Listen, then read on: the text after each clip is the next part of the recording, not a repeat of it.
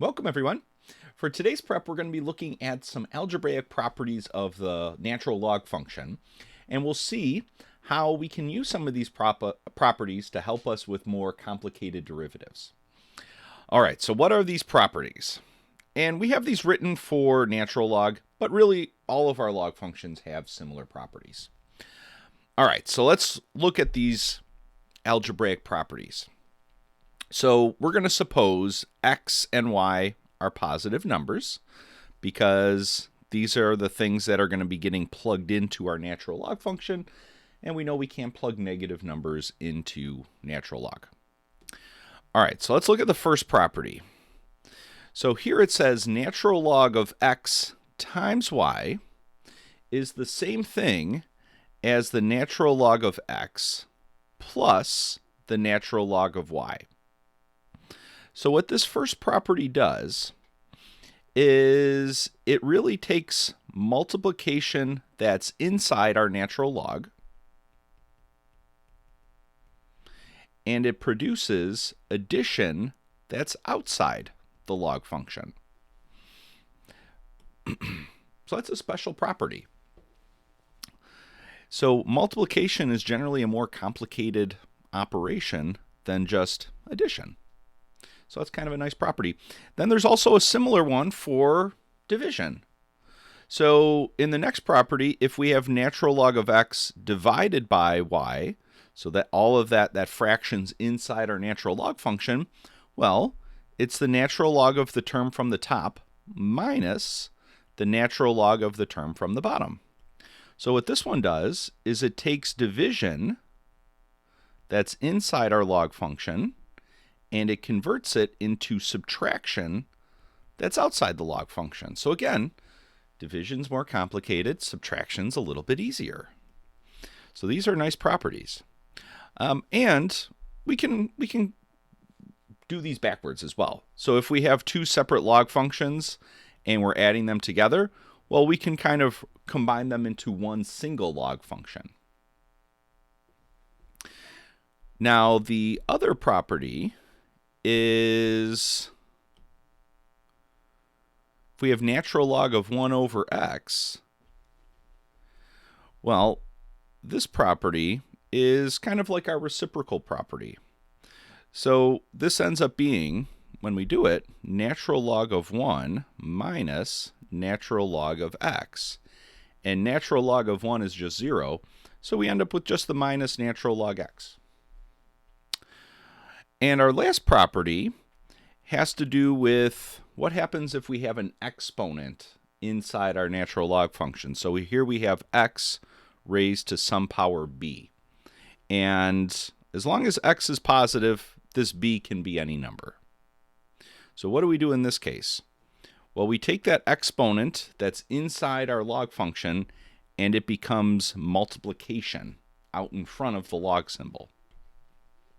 So this property takes exponents that are inside and it converts it into multiplication that's outside the log function. So kind of nice. All right, so each of these has kind of an exponent property counterpart. So let's just recall some of our special exponent properties or exponential properties. And these kind of match up. So what is the exponential property that kind of matches up with this one? Well, that property says if we have e raised to the x plus y, so if we have addition going on inside the exponent, we can really split that up into multiplication. So if we have e raised to the x plus y, that's the same thing as e raised to the x times e raised to the y. So again, it's taking addition and it's converting it into multiplication, or multiplication and converting it some way into addition here. Same thing going on with division. So if we have e raised to the x minus y, we have subtraction. Well, that subtraction really becomes division. So that's the same thing as e to the x over e to the y. And what about the exponent one? Well, if we have e to the x raised to the y, so if we have kind of multiple exponents like this, well, what do?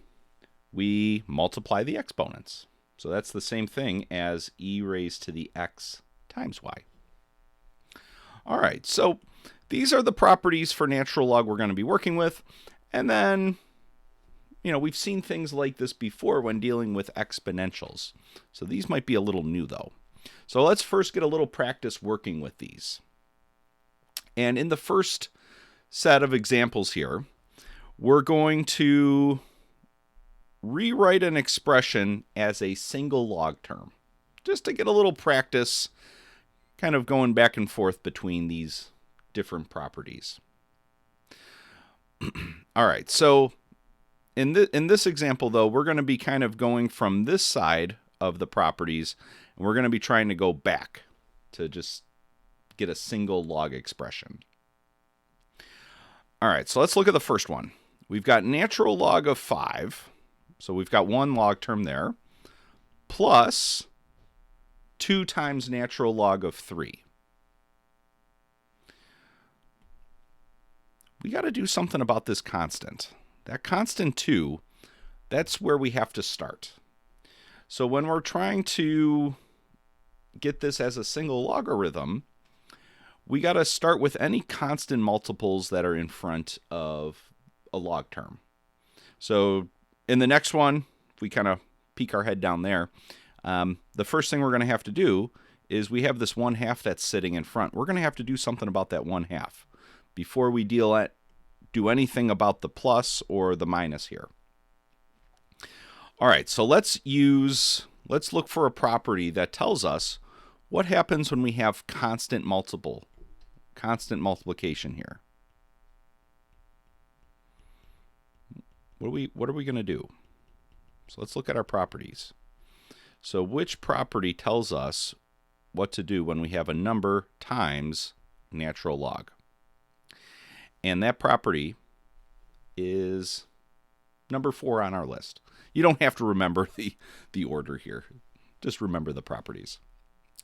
All right, so what does that property say? Well, if we have a number b in front of a natural log of x, what we can do is we can bring that number in front inside the natural log, and it becomes an exponent on whatever was inside the natural log. So when we do that in this case,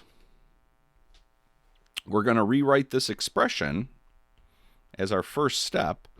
It'll be the natural log of 5 plus the natural log, and we're going to bring that 2 inside the log function, and it becomes an exponent on that 3. So this is now going to be 3 squared. So that 2 brought it inside, and it became the exponent on the 3. All right, so 3 squared, we could leave it as 3 squared, but that's pretty easy. So let's multiply. So we end up with natural log of 5 plus the natural log of 9.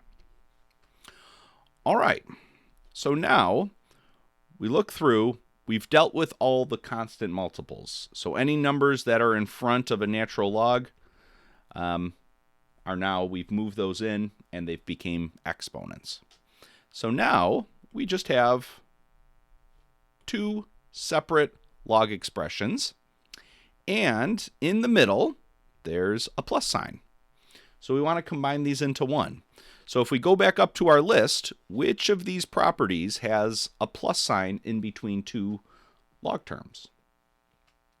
And if we look, nope, no plus sign, minus sign, another minus sign, we got our plus sign. So we're going to use this top property. So what does this top property say? Well, it says if we have 2 log expressions and we're adding them, what we can do is we can consolidate them into one log expression where we multiply the 2 pieces that were inside each of those log terms. So when we do that here, we're going to end up with the natural log of 5. So the 5's coming from that first log term, and then we're going to multiply it with the 9 from our second log term. So the 5 came from the first one, The 9 came from the second one, and that addition sign that was in between the two different log expressions, that addition sign became the multiplication sign inside our new log expression. And if we clean that up, natural log of 5 times 9 is 45. Natural log of 45. So we can actually do the multiplication there. So we've got our single logarithm. All right. Let's try the next one. So we want to do the same thing. We want to write this example as a single log expression, and we want to scan through and first look for any constant multiples. Those are the things we got to start with. So we've got this 1/2 in front of the first one, so we're going to have to do something there. The minus sign's fine. We'll be able to handle the minus sign, and there's no constant in front of this natural log. So we just got to do something about this 1/2. And what we're going to do is we're going to use that same property that says if we have a constant out in front, we're going to bring it in, and it becomes the exponent. So let's start with that. So we'll end up with natural log 4x, and then that 1/2 becomes the exponent on everything that was inside that log expression. So in front of this log term, this 1/2 becomes the exponent on everything. So we need the parentheses there, because this 1/2 is going to be applied to everything that was originally inside that log term. All right, so then we've got our minus sign, and then natural log of x squared plus 1. All right. So now we've got just a log. There's no, there's just like a 1 in front here. So there's no real constant that we have to worry about on this first one. There's no real constant that we have to worry about on that second one. It's really just a 1, so we don't have to worry about that. So now we're ready to handle this negative. So let's go back up to our list. Which property are we going to use? So which one has a negative in it? Well, when we're subtracting two log expressions, we want to use that second property. And what this says is if we have natural log of something minus natural log of something else, we can instead write that as a single log expression where we take the first term and we divide it by the second term from the pieces that were inside those log functions. So let's look at it. So we've got natural log of the first term.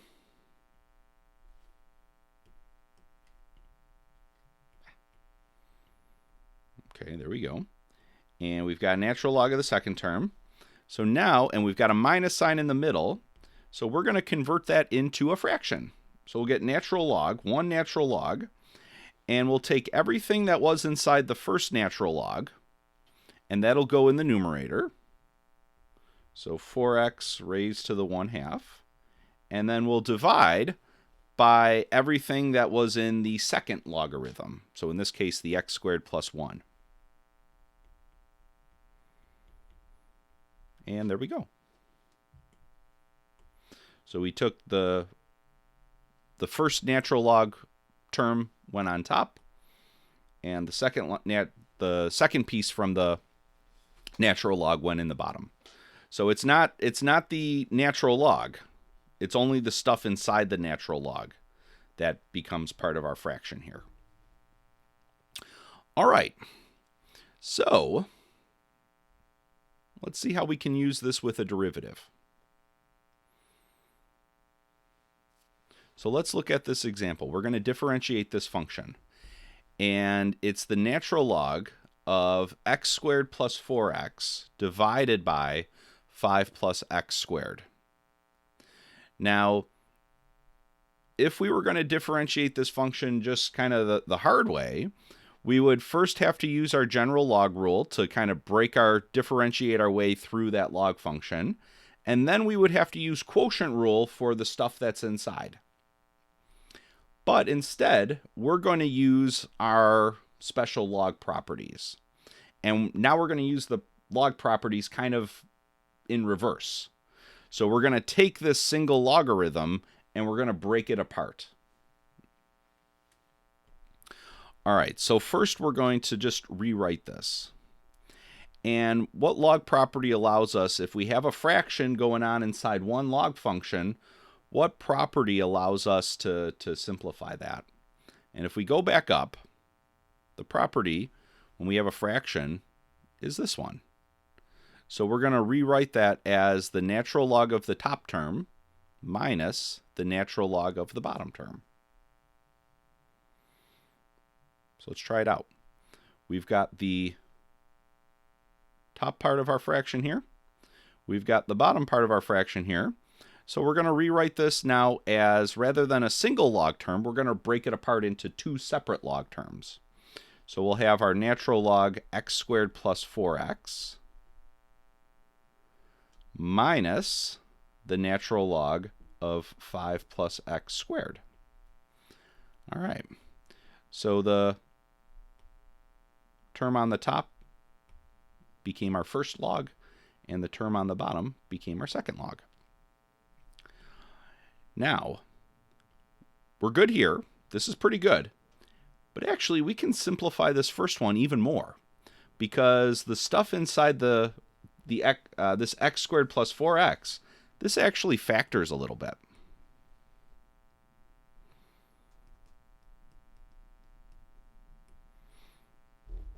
So how does that factor?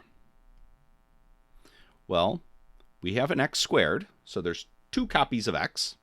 Then we've got a plus 4x, so there's one copy of x there. We can actually factor out a copy of x. So this becomes x times x plus 4. And then we've still got our minus natural log, 5 plus x squared. All right, well, what's going on now with this? We've got multiplication. So in this one, we've got a single copy of x, and then we're multiplying that with x plus 4. So there's a multiplication symbol right in the middle there. So what log property tells us how to handle multiplication? So let's go back up. And what happens when we have, which property are we going to use when we have multiplication inside a log term? Well, x times y. We split it up, and it becomes addition. So that's what we're going to do next. So this natural log of x is going to get its own log term. So we'll get natural log of just the x. And then rather than having multiplication there, we're going to split it up right at that point, and it becomes a plus sign. And then we get a new log term, just of the x plus 4. And then we still have our minus natural log 5 plus x squared. That one doesn't factor. 5 plus x squared doesn't factor anymore. All right, so what do we have? Well, we've got the natural log of x after we use that property. That came from this x factor. And then we've got the plus natural log of x plus 4, and that came from the x plus 4 factor that was inside our natural log. All right, so this is as simplified as we could get our function. So we can't simplify this anymore using these log properties. So now we haven't done any derivatives yet. So now we actually are going to do the derivative. So we'll call our derivative g prime. And we're going to use this version of our function. So let's differentiate that first natural log. Derivative of natural log, when it's just plain x, is just 1 over x. Then we've got a plus sign, and now we can differentiate this second log term. Now this one has a little bit more going on, so we have to use our general log rule, which says you do the reciprocal, and then you multiply by the derivative of what was inside that natural log. And then if we go on to our last one, natural log of 5 plus x squared, same deal. So we've got a minus sign, And then we use our general log rule, which says do the reciprocal when you're differentiating, and then take all the stuff that was inside and multiply by its derivative. All right, so that 1 over x, that came from our first just plain natural log x term. This was coming from our natural log of x plus 4 when we went to differentiate. And then finally, the 1 over 5 plus x squared times the derivative of 5 plus x squared, that's coming from differentiating that last log term.